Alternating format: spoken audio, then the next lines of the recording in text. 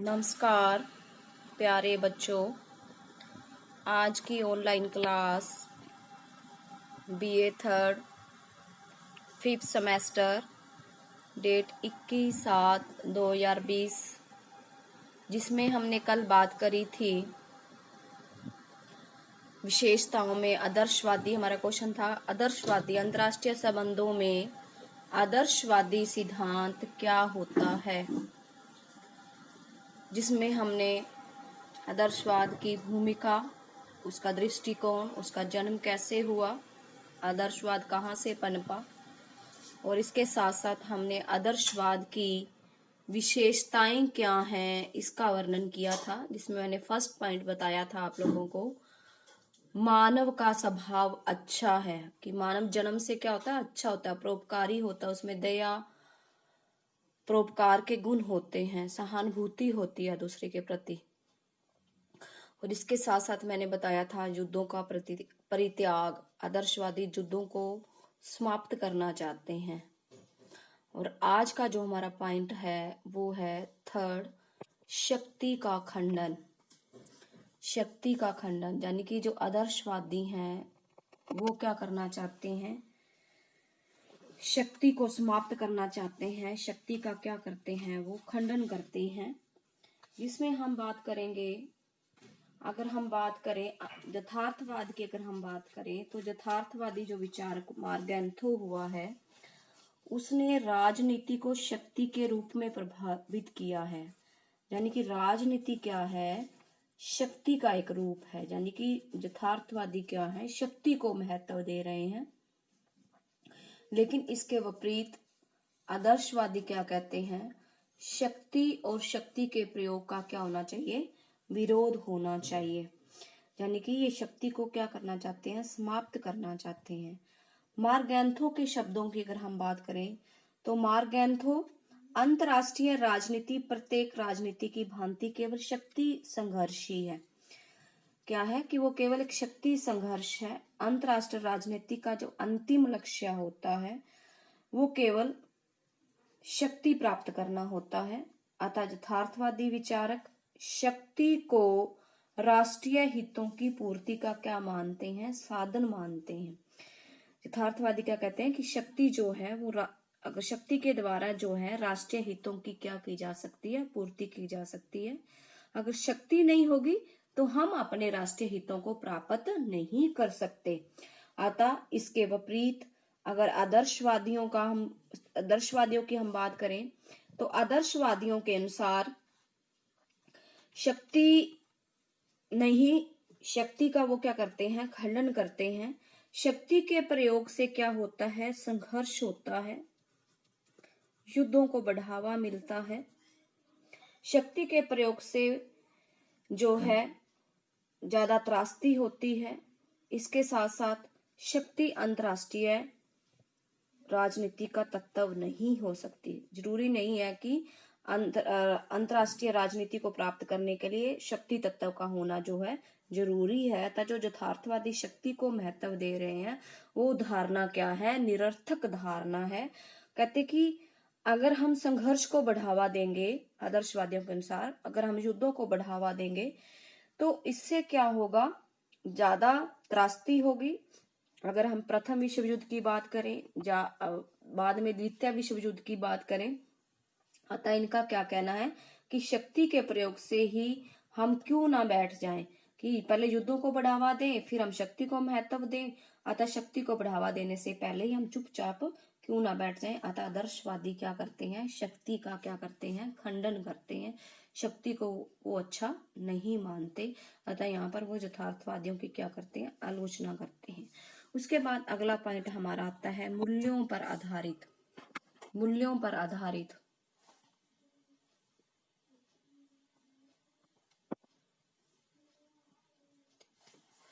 मूल्यों पर आधारित आदर्शवादियों के अनुसार मूल्यों पर आधारित समाज होना चाहिए। मूल्यों पर आधारित क्या होता है कि आदर्शवादी दृष्टिकोण के अनुसार प्रत्येक मनुष्य के अपने कुछ मूल्य होते हैं। प्रत्येक मनुष्य के अपने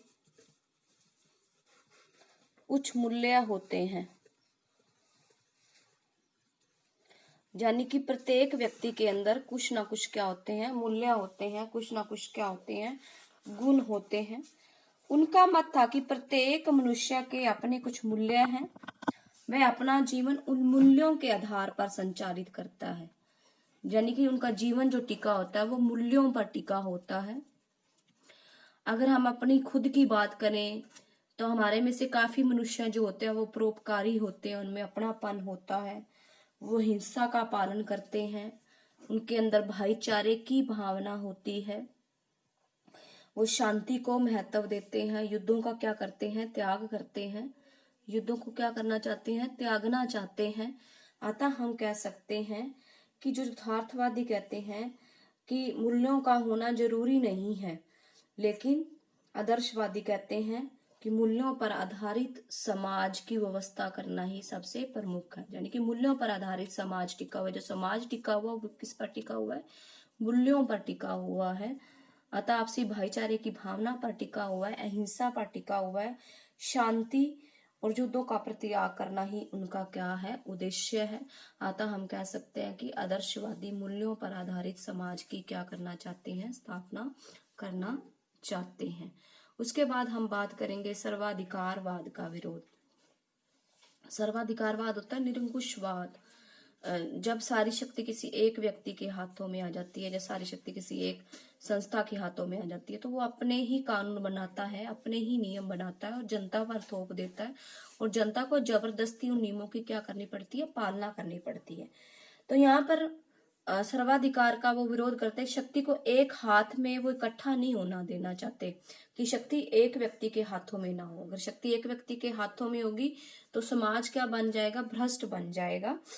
शक्ति क्या हो जाएगी, निरंकुश हो जाएगी। निरंकुश शक्ति जो है पनप जाएगी, जिससे लोगों के अधिकार, लोगों की स्वतंत्रता का क्या होगा, हनन होगा। अतः ये सर्वाधिकारवाद का क्या करते हैं, विरोध करते हैं। ये नागरिकों को, जो आदर्शवादी हैं, नागरिकों को अच्छी शासन व्यवस्था देना चाहते हैं। ये अच्छी शासन व्यवस्था की बात करते हैं। हिंसा व शक्ति का क्या करते हैं, ये परित्याग करते हैं। हिंसा व शक्ति को यह महत्व नहीं देते। अतः हम कह सकते हैं कि ये सर्वाधिकारवाद के बिल्कुल ही विरोधी हैं, यानी कि ये शक्ति को क्या करना चाहते हैं, समाप्त करना चाहते हैं। ये शक्ति व्यक्ति को क्या बना देती है, भ्रष्ट बना देती है। अतः ये निरंकुश शक्ति का विरोध करते हैं। यहाँ पर निरंकुश शक्ति होगी, एक व्यक्ति के हाथों में शक्ति होगी, वहां पर हमारे अधिकार, हमारी स्वतंत्रता का हनन होगा, दूसरों का शोषण होगा। अतः नागरिकों को अच्छी शासन व्यवस्था हिंसा व शांति को समाप्त करके ही प्राप्त हो सकती है। अतः हम कह सकते हैं कि ये सर्वाधिकारवाद का क्या करते हैं, विरोध करते हैं। उसके बाद हम बात करेंगे अंतर्राष्ट्रीय संगठनों का समर्थन। अंतर्राष्ट्रीय संगठनों का समर्थन। अंतर्राष्ट्रीय संगठनों में हम बात करेंगे कि जितने भी अंतर्राष्ट्रीय संगठन बनाए जाते हैं वो किस लिए बनाए जाते हैं, वो शांतिपूर्ण अस्तित्व,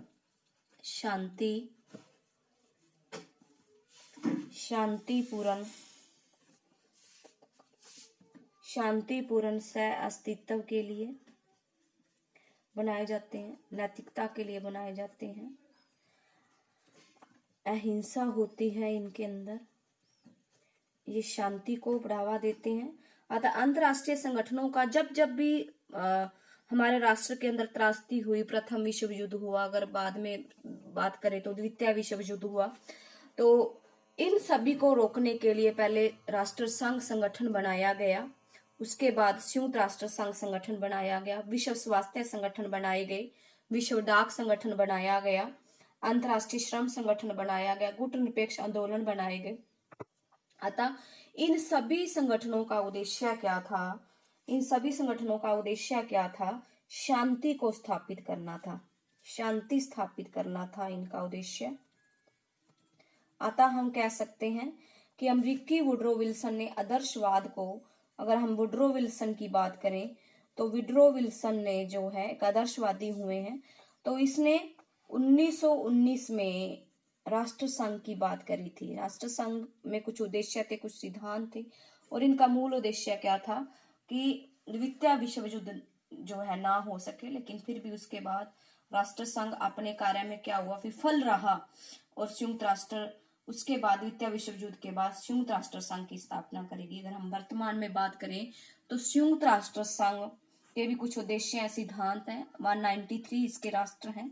अतः विश्व में शांति को उन्होंने क्या दिया हुआ है, बढ़ावा दिया हुआ है। अनेक देशों ने आपस में संबंध संधि की हुई है। अतः आदर्शवादियों ने जिस अंतरराष्ट्रीय संगठन की बात करी थी वो संगठन आज अपने कार्य में क्या हो चुका है, सफल हो चुका है।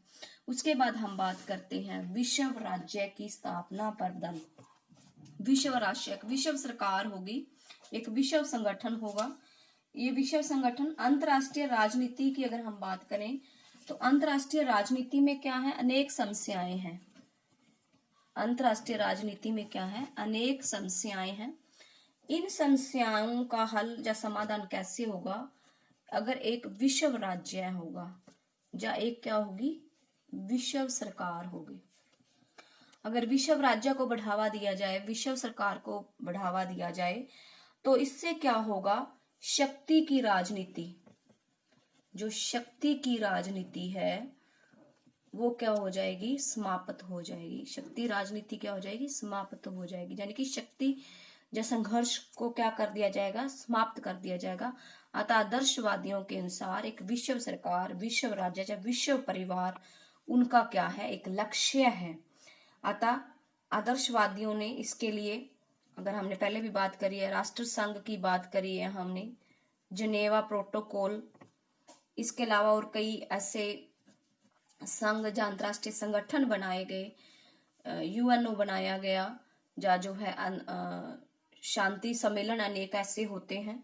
तो इन सभी का उद्देश्य क्या है, अंतरराष्ट्रीय संस्था या अंतरराष्ट्रीय विधि के द्वारा जो है, अंतरराष्ट्रीय संस्था या अंतरराष्ट्रीय विधि के द्वारा शांति को क्या करना है, बहाल करना है, और एक विश्व राज्य की क्या करनी है, कल्पना करनी है। विश्व राज्य जो बनाया जाएगा वो शांति पर आधारित होगा, जिसमें किसी भी प्रकार का कोई संघर्ष नहीं होगा। उसके बाद हम बात करेंगे अनुभव व तर्क पर आधारित। आदर्शवादी जो है, इसके विपरीत अगर हम यथार्थवादियों की बात करें तो यथार्थवादी अनावश्यक प्रतिस्पर्धा, शक्ति की लालसा, द्वेष और लिप्सा में डूबे हुए हैं।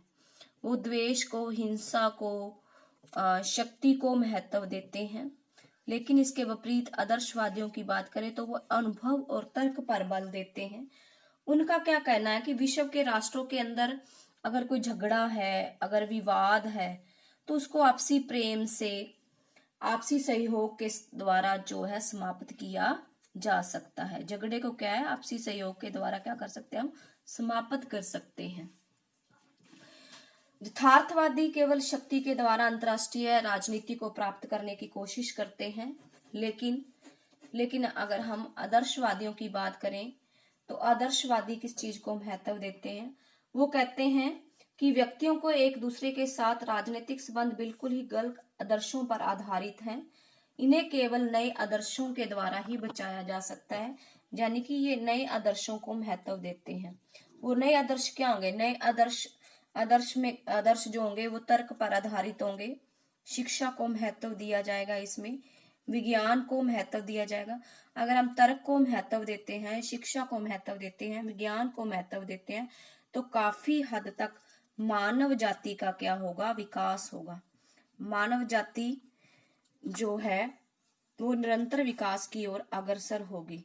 अगर अहिंसा को महत्व दिया जाए, इसमें अगर हिंसा की बात करें, सौहार्दपूर्ण वातावरण, तो ये सारा कुछ तभी पैदा होगा यदि हम नए आदर्शों को बचाएंगे और पुराने आदर्शों को हम क्या कर देंगे, समाप्त कर देंगे।